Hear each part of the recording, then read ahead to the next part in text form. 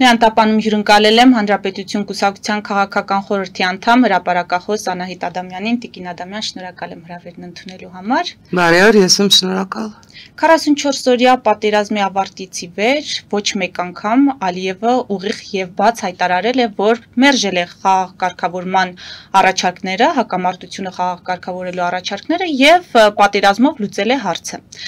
Մինչդեռ Հայաստանի նախկին նախագահները օրերս հարցազրույցներ են տվել եւ հայտարարել, շարունակել պնդել, որ Հայաստանի գործող իշխանությունն է պատերազմ հրահրել։ Ինչ է կարծում, ինչ խնդիր են լուծում այս մարդիկ եւ արդյոք ուղակի կամ անուղակի կերպով Ալիևին հանցագործի այդ պիտակից մաքրելը հանրային ընկալում կունենա եւ ըստ այդմ նաեւ կարդարացնեն հանրությունը կարդարացնի այդ մոտեցումը հայտարարությունները նախկին նախագահների։ Գիտեք, ես կարծում եմ, որ նախկին նախագահների երրորդի մարաթոնյան հարցազրույց այսպես ասած, իսկ երկրորդի դրա համառատագրված տարբերակը պատմություններ ոչինչի մասին։ Մարդիկ ընդամենը փորձում են ինքնամաքրվել, արդարանալ, բայց չընդունել իրենց մեղքը։ Ու խոշոր հաշվով երկուսի պարագայում էլ դա քաղաքական աուտոդաֆ էր, ինքնահրկիզում։ Ասում եք հանրությունը ինչպես կընկալի, գիտեք հանրությունը բաժանված է, խոշոր հաշվով բաժանված է երկու մասի, մարդիկ, որոնք հասկանում են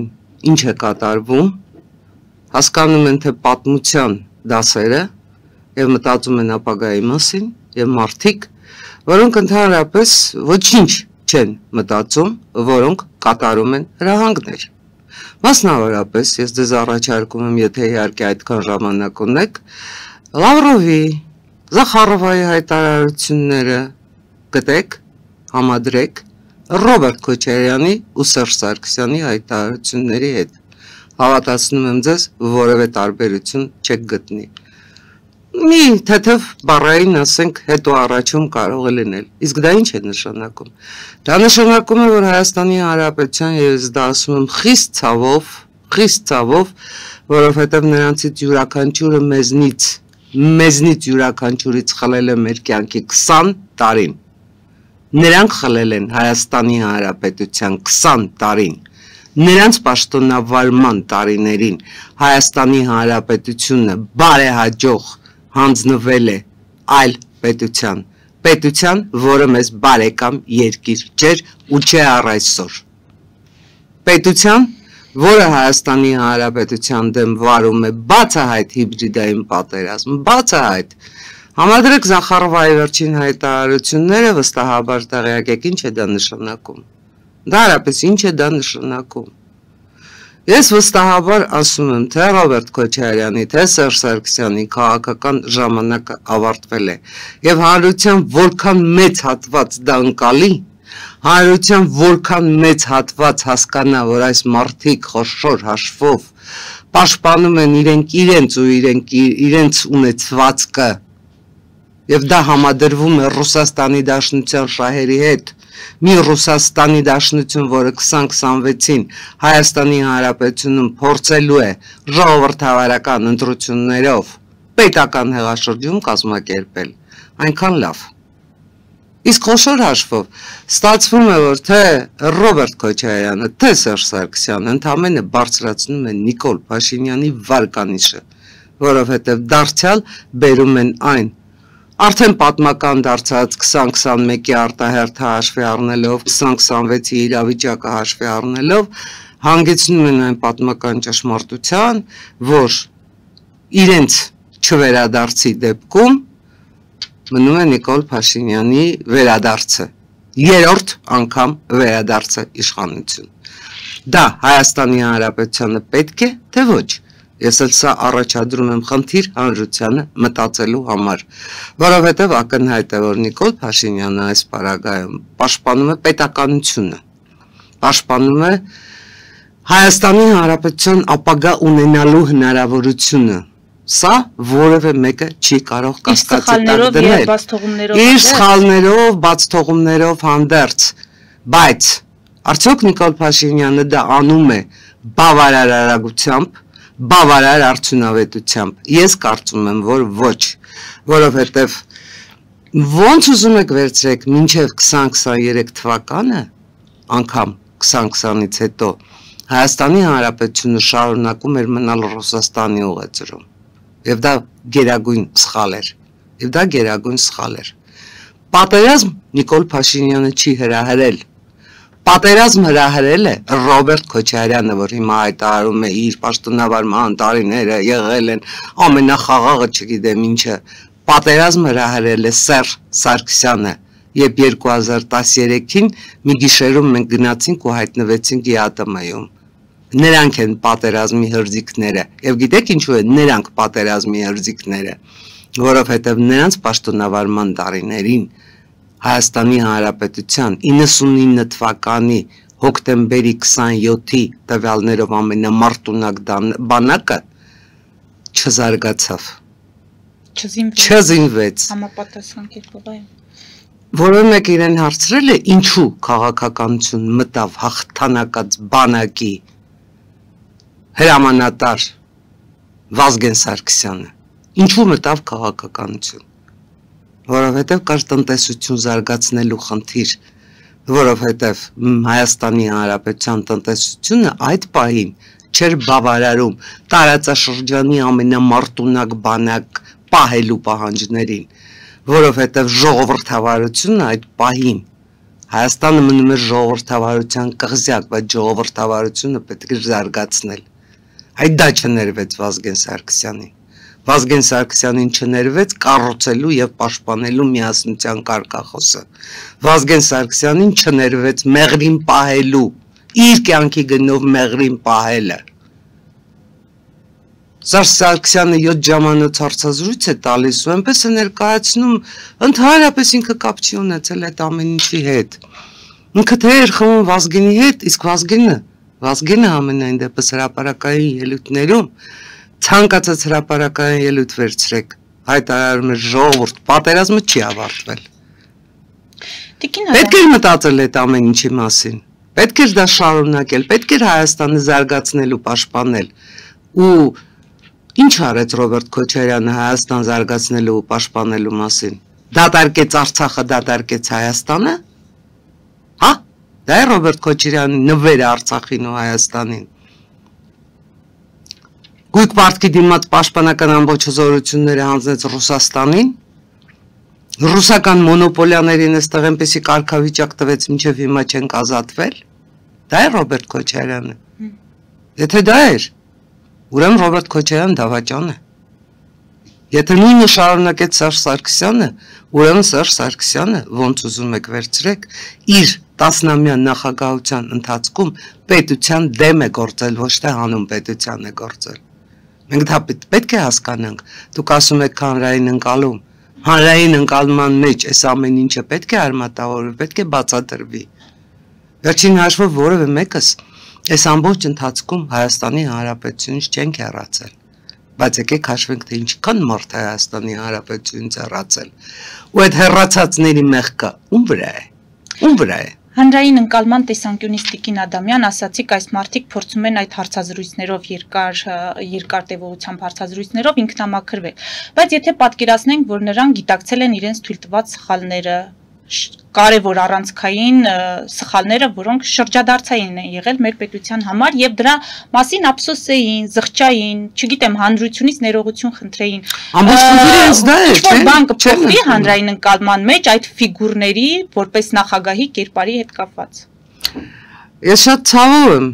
շատ ցավով եմ ձեզ հետ համաձայնում, շատ ցավով, որովհետեւ նրանք իրոք իրենց անգամ կատարած սխալները ներկայացնում են իբրև հաջողություն, ներկայացնում են իբրև մեր պետության համար արված քայլեր, իրենց սխալները։ Բայց պատկերացնենք, որ իրենք ափսոսում են, զղջում են, դա հանրային։ Եկեք անպատկերացնելին չպատկերացնենք, որովհետև բոլոր հնարավորությունները ունեցել են այդ ձեր մատնանշածը անելու, բոլոր հնարավորությունները ունեցել են։ Դուք լսել եք որևէ նման հայտարարություն որևէ մեկից։ Սկսած Լևոն Տեր-Պետրոսյանից։ Չեմ կարծում։ Այսինքն այդ գիտակցությունը նրանց աշխարհընկալման մեջ չի տեղավորվում, իսկ պատճառը մեկն է։ նրանք կատարում են հրահանգ։ Եթե նրանց հրահանգվի այսօր գնալ եւ կատարած սխալների համար թողություն խնդրել, նրանք դա միանշանակ կանեն, բայց այդ հրահանգը չի տրվել Կրեմլից։ Նրանք գործում են Կրեմլի ցուցումներով։ Ուսա որևէ մեկի համար գաղտնիք չի, ուսա ընդհանրապես վիճարկելի չի, ավելի շատ Ռոբերտ Քոչարյանը, քան Սերժ Սարգսյանը, որովհետև Սերժ Սարգսյանը այնուամենայնիվ Կրեմլի հետ ուներ որոշակի հակասություններ, որովհետև ճշմարտության դեմ չմեղանչելու համար ես չեմ կարող չարձանագրել, որ Սերժ Սարգսյանը այնուամենայնիվ Եվրամիության հետ ասոցիացման համաձայնագիր նախաձեռնեց եւ այդ համաձայնագիրը կնքվեց հանելով բուն միջուկը տնտեսական մասը։ Այսինքն Սերժ Սարգսյանը այն նախագահն էր, որ այնուամենայնիվ իր արած սխալները փորձում էր ուղղել հնարավոր տարբերակներով։ Վերջին հաշվով Սերժ Սարգսյանը նաև այն նախագահն էր, որ հապկում բանավիճում էր 2016-ի քառորիայից հետո փորձում էր հապկում Հայաստանի Հանրապետության պաշտպանության հարցը բարձրացնել։ Ու ստանում էր շատ հայտնի պատասխաններ, որ կարծում եմ այստեղ մեջ բերելու կարիքը չկա, որովհետև բոլորս էլ գիտենք։ Հիմա Փաշինյանը խոստացել է հրապարակել բանակցային փաստաթղթերը։ Դուք անձամբ ինչ տպավորություն ունեք։ Կլինեն այնպիսի բացահայտումներ, որից հետո այս նախկին ղեկավարները խոսելու տեղ չեն ունենա։ Եվ դրանք շրջադարձային կլինեն, օրինակ, սպասվող ընտրությունների համատեքստում։ Սկսենք նրանից, որ բանակցային փաստաթղթեր հրապարակել կարող են նախկին 3 նախագահներից յուրաքանչյուրը։ Ես վստահ եմ, որ նրանք այդ փաստաթղթերը, որ այդքան թմկարում են, թե ինչ որ գախնի, եսի ինչեր կան, այս բացահայտումներ են լինելու, իրենք կարող են դա անել, իսկ ինչու չեն ստանձնում այդ պատասխանատվությունը նախկին նախագահները։ Հարցը չէ։ Ինչու են սպասում, որ Փաշինյանը հրապարակի։ Ինչու։ Չգիտեմ, հարցը կարող եք ուղղել հնարավորության դեպքում իրենց կամ իրենց ներկայացուցիչներին։ Ես կասեմ նաև այն, որ գուցե ձեզ ու շատերին հիասթափեցնի, որ ես այդ բացահայտումներից որևէ ակնկալիք չունեմ, որովհետև ինձ համար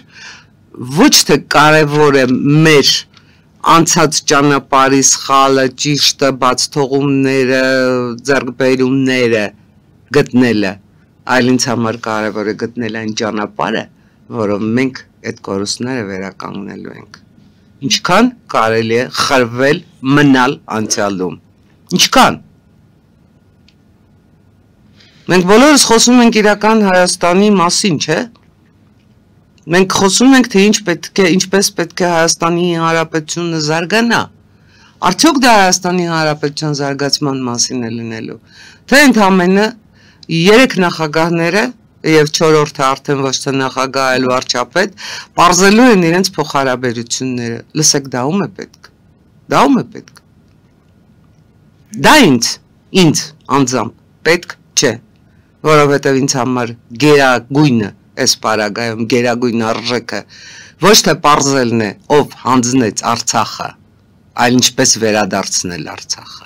Դա է ինձ համար գերագույն։ Կարծում եք դա դեռ հնարավոր է։ Միանշանակ հնարավոր է։ Միանշանակ հնարավոր է։ Կոսովացիները Կոսովո վերադարձան 8 տարի հետո։ Եկեք այդ փաստը հաշվի առնենք։ Եկեք նաև հաշվի առնենք, թե Ադրբեջանը քանի տարի հետո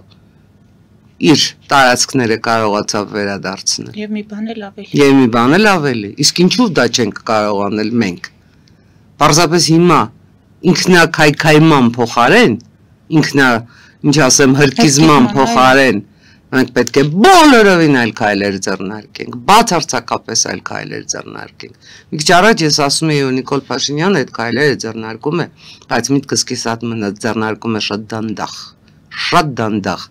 Այս ընթացքում բազում քայլեր կար, որ պետք է արվեին, եւ եթե արվեին ժամանակին, հիմա մենք արդեն այդ արդյունքները կունենայինք, հիմա արդեն մենք կլինեինք բոլորովին այլ իրավիճակում։ Գիտեք, այս օրերին ընդդիմությունը նաև չափազանց այսպես մտահոգ, վառ հայրենասիրական կերպարի մեջ մտած փորձում է տիրաժավորել այն գաղափարը, որ խաղաղության համաձայնագիրը ընդհանրապես խաղաղության երաշխիք չէ, որ Ալիևը պայմանագրունակ չէ, որ Ալիևը խաղաղության համաձայնագիր նախաստորագրելուց հետո անգամ շարունակում է իր ագրեսիվ բառապաշարը եւ ագրեսիվ դրսևորումների միտումներ է բացահայտում։ Ֆելիչե ժամանակակից ատամնաբուժական կլինիկա։ Այստեղ հարմարավետությունն ու խնամքն առաջնային են։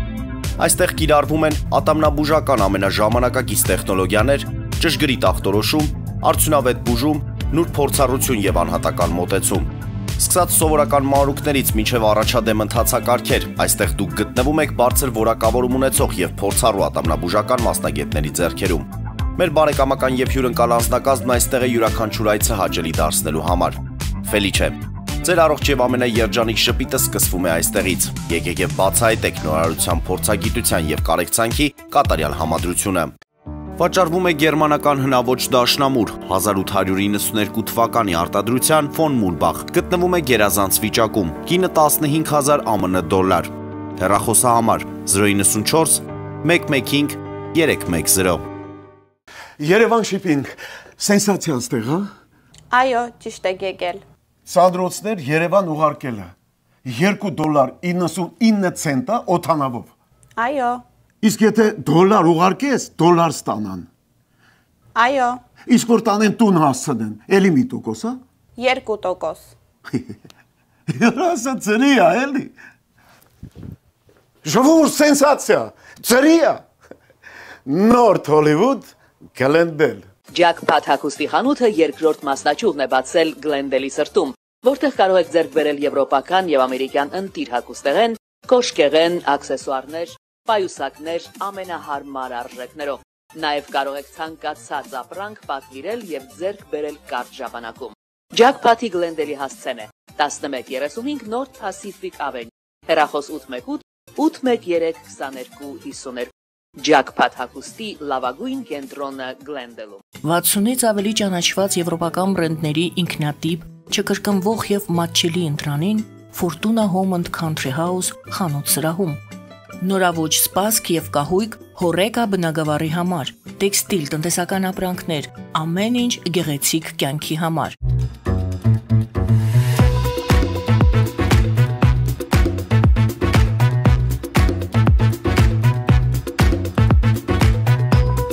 Արարատ ռեստորան, ընտանեկան եւ ընկերական ժամանցի լավագույն հասցե, սիրված արտիստներ, հյուրընկալ մթնոլորտ, հարուստ ճաշացան, անմահական խորտիկներ։ Արարատ ռեստորան, հասցեն անփոփոխ, սիրով սպասում ենք ձեզ։ Լավագույն պաղպաղակ, բնական, համեղ եւ մատչելի գներով պաղպաղակը կարող եք ձեռք բերել բոլոր հայկական խանութներում։ Պահանջեք հայկական պաղպաղակ, Թամարա պաղպաղակ։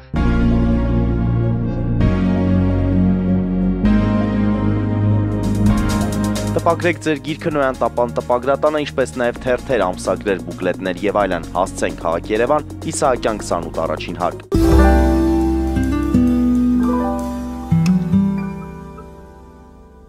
Այո, գիտնականներին առնվազն ինչ-որ հանձնարարություններ է Նա գիտությունների ազգային ակադեմիայի հանձնարարություններ է տալիս եւ այլն եւ այլն եւ այլն։ Լավ, իսկ դուք ինչ եք անում, որ այդպես չլինի։ Եվ ինչու է ձեր խոսույթը բացարձակ համահունչ Կրեմլի եւ Բաքվի խոսույթի։ Ոչ միայն խոսույթին, այլև գործողությունների, նրանց գործողությունների տրամաբանության, նրանց հաղթանակի հասնելու տրամաբանության մեջ ինչու եք ձեզ այդքան լավ զգում։ Ի վերջո ձեր հայրենիքը Հայաստանի Հանրապետությունն է, հա? Ես չունեմ նման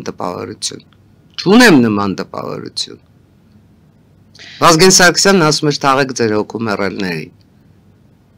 Դուք մեռոնին թույն կխառնեք, այն նրանք մեռոնին թույն են խառնում։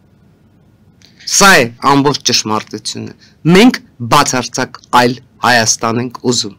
Մենք ուզում ենք այն Հայաստանը, որի հնարավորությունները բացվել են Բրյուսելում եւ Վաշինգտոնում։ Եվ այդ հնարավորությունները պարզապես անխուսափելի են։ Շատ լավ, Տիկին Ադամյան, ուզում եմ մի փոքր ներկայացնեք վաղար շաբաթում նախընտրական այդ իրավիճակը, ձեր տեխնացուն Քարոզարշավի է մասնակցում շատ ակտիվ, այսինքն դուք թիմով շատ ակտիվ մասնակցում եք եւ մենք գիտենք, որ որոշ հոգեվորականներ կալանավորվեցին ձեր տեխնացուի Քարոզարշավը խոչընդոտելու հոգեվորականներ չի։ Գաղափարի ազգականներ։ Այո, նա հոգեվորական չէ։ Վեհապարի լավ ներողություն, ես խառնեցի։ Հիմա ընթացքը ինչպիսին է, ինչ կարող եք ասել։ Հրաշալի։ Շնորհակալ եմ ձեզ այդ հարցի համար։ Գիտեք, այս օրերին ես ավելի շատ վաղար շաբաթում եմ լինում, ինչպես մեր ամբողջ թիմը, քան Երևանում։ Եվ շատ ջերմ վերաբերմունք ունեմ վաղար շաբաթցիների նկատմամբ, վստահ եմ, որ ինչպես Հարություն Մկրտչյանն է ասում, վաղար շաբաթում իսկապես լինելու է քաղաքական ու քաղաքակրթական ընտրություն։ Այն պարագան, որ ասենք համայնքապետը պետք է գա ու համայնքի խնդիրները լուծի, դա խոստում չի, դա աշխատանք է, պարտավոր է դա անել, պարտականություն, որ չեն արել, մինչև այսօր որևէ համայնքապետ չի արել, իսկ որ չի արել այդ իրավիճակը մենք բոլորս արդեն տեսել ենք, մենք բոլորս արդեն տեսել ենք քայքայված, պարզապես, ինչ ասեմ, անհավանական վիճակում գտնվող ենթակառուցվածքներ, շենքեր, որոնց նկուղները ընդհանրապես ջրի մեջ են, շենքեր, որտեղ կոյուղի անգամ չկա, պատկերացնում եք 21-րդ դարում, թաղամաս, որը չունի կոյուղի, պատկերացնում եք բակեր, որտեղ անգամ մեր խումբը քայլելու հնարավորություն չունի, որովհետև խճողված են ինչ-որ ժանգոտած ցանցերով ու ներսում աղբ է, այդ բոլորը պետք է վերացնել, այդ բոլորը չպետք է թույլ տալ, որ հասնի հիմա, շատ խնդիրներ կան վաղար շաբաթում, շատ խնդիրներ կան, բայց որն է լինելու Հարություն Մկրտչյանի խնդիրը, եթե նա դառնա քաղաքապետ եւ վաղար շաբաթ խոշորացված համայնքի համայնքապետ։ Ես կարծում եմ գլխավոր խնդիրը այնուամենայնիվ այս պարագայում այդ համայնքապետի պարտականությունները կատարելը, կրկնում եմ, աշխատանք չի, գլխավոր խնդիրը պետք է լինի թույլ չտալ, որ վաղար շաբաթում իշխանության գան այն ուժերը, որոնք փորձում են Հայաստանի Հանրապետությունը մաս դարձնել գուբերնիա, դա չի լինելու, դա միանշանակ չի լինելու։ Ես այս խոսքերը կարող էի ասել ընտրարշավի առաջին օրը, պարզապես իբրև կարգախոս, հիմա ես ասում եմ համոզված, այս ընթացքում հազարավոր վաղաշաբաթցիների հետ հանդիպում ունենալու հնարավորությունից հետո, թե գյուղերում, թե քաղաքում, Լավ, ինչու է տեխնացուին խոչընդոտում իմ։ Միանշանակ է, որ վաղար շաբաթում կա վախի մթնոլորտ, ոչ կոնկրետ վաղար շաբաթում էլ գյուղերում էլ կա վախի մթնոլորտ, որովհետև մարդիկ մինչև հիմա գնացել են ընտրության այդ կամ վախի մթնոլորտում կամ պարտադրանքի մթնոլորտում։ Ինչ որ մեկը ասել է, ում պետք է գնաս ու ընտրես։ Գլխավորը, ես կարծում եմ, որ մեր Քարոզարշավի հաջողության գլխավորը պետք է լինի, պետք է շեշտվի, որ մարդիկ ձերբազատվեն այդ վախից, որ մարդիկ հասկանան, ընտրության տերը իրենք են, պարզապես իրենք են, որևէ մեկ իրենց չպիտի թելադրի ում գնալ ընտրել։ Իրենք են ու իրենք ընտրելու են իրենց այսօրվա ներկան ու իրենց երեխաների ապագան, որ այլևս որևէ մեկը իրենցից հետո չգա ու հաշվետվություն չտա իր կատարած աշխատանքի մասին, որ այլևս իրենք հարկադրված չլինեն իրենց երեխաներին ուղարկել Երևան մանկապարտեզ կամ սովորելու, դա աբսուրդ է։ Շատ լավ, ամեն դեպքում Քարոզարշավը խոչընդոտելու հետ կապված։ Ինչու է ձեր տեխնացուին որոշեցին խոչընդոտել, ինչ կարող եք ասել, ես այդտեղ դիտավորություն հանցավորություն, չգիտեմ ինչ կխուսափեմ որևէ բնորոշում տալուց, հարուցված է քրեական գործը այդ բոլոր հարցերին կպատասխանի։ Ես չեմ ուզում, առավել ևս ընտրարշավը դեռ շարունակվում է, Քարոզարշավի ընթացքում ես չեմ ուզում անդրադառնալ այդ միջադեպին, այսպես ասած։ Շատ լավ։ Հիմա ամփոփենք մեր հարցազրույցը Տիկին Ադամյան, հոգևորականություն, իշխանություն այդ խորացող առճակատմամբ, կա պնդում, որ Փաշինյանը սահմանադրական կարգ է տապալում, փորձելով միջամտել եկեղեցու գործերին, փորձելով ներսից փոփոխություններ նախաձեռնել եւ մատնացույց է անում դրա համար ուխտադրուժ լինելը կաթողիկոսի։ Դուք ինչ գնահատական ունեք, հանգուցալուծում երևում է, մենք տեսնում ենք պատարակներ են մատուցվում, հոգևորականները մի կողմից որոշները կալանավորվում են, որոշները կարգալույծ են հռչակվում։ Սահմանադրական կարգի տապալում եկեք սկսենք նրանից, որ սկսել են հոգևորականները, եւ նրանք կարգալույծ չեն արվել։ Միքայել arczepiskopos Աջապահյանը ինչի կոչեր էր անում։ Ինչի կոչեր էր անում Միքայել arczepiskopos Աջապահյանը։ Սահմանադրական կարգի տապալում այդտեղ կար թե չկար։ Թե մարդը տեսակետ էր հայտնում, պարզապես ասում էր, դե գիտեք ինչ, եկեք գեներալներ, բաներ, ուր եք, ինչ եկեք այս իշխանությունը տապալեք։ Դա էր։ Գիտեք, ես ձեր հարցին ուզում եմ մի քիչ ընդարձակ պատասխանել, որովհետև ակնհայտ է, որ այս օրերին մեր քաղաքական ներկապնակում ավելացել են նոր երանգներ։ Մարդիկ, որոնք չունեն սեփական դեմք ու դիմագիծ, չունեն սեփական կենսագրություն, հանկարծ հայտնվում են ու խոսում են ժողովրդի անունից։ Ժողովրդի ձեր անունից, իմ անունից, ես դա չեմ արտոնել, ու չեմ կարծում, թե որևէ մեկը արտոնել է, գալ ու խոսել ժողովրդի անունից, գալ ու ներկայանալ համաժողովրդական շարժում։ Սա մեկ։ Սեփական դիմագիծ չունենալով յուրացնել ուրիշի դիմագիծը։ Եվ երկրորդ, ակնհայտ է, որ քաղաքական գործընթացների մաս են դարձել դատավարությունները։ Միայն մեր կուսակցության դեմ տասնյակ քրեական գործեր են հարուցված։ Տասնյակ, որոնց նպատակը, որոնց միանշանակ նպատակը մեր բոլորին լռեցնելն է։ Որոնց միանշանակ նպատակը մեր ուշադրությունը քաղաքական գործունեությունից, կուսակցական գործունեությունից շեղել եւ դատարաններում, այսպես ասած, բացատրություններ տալն է։ Կա նաեւ երրորդ խնդիր, ֆինանսական։ Դու այնպեսի հայցեր են ներկայացվում, որ իրենք շատ աղքատ են, մենք չգիտեմ ինչու պետք է ֆինանսավորենք իրենց, որ իրենք իրենց գործունեությունը շարունակեն, տրամաբանությունը մոտավորապես դա է։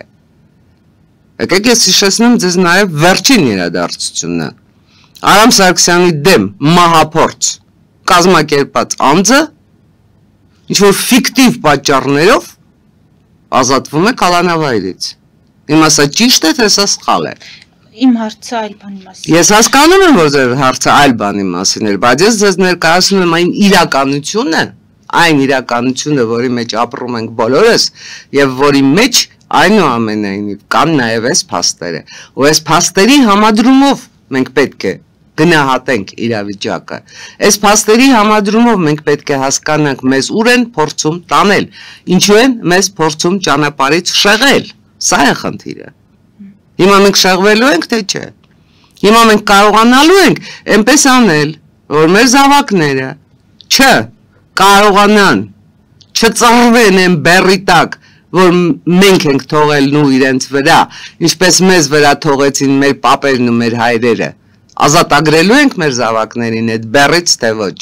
սա է օրվա հարցը։ Շնորհակալ եմ, մեզ դիտողներին հիշեցնեմ, որ զրուցում էի Հանրապետություն կուսակցության քաղաքական խորհրդի անդամ հրապարակախոս Անահիտ Ադամյանի հետ, մեր ուղիղ եթերները կարող եք դիտել Patreon-ում, նաև այդ հարթակում աջակցել մեզ էկրանին երևացող QR կոդով։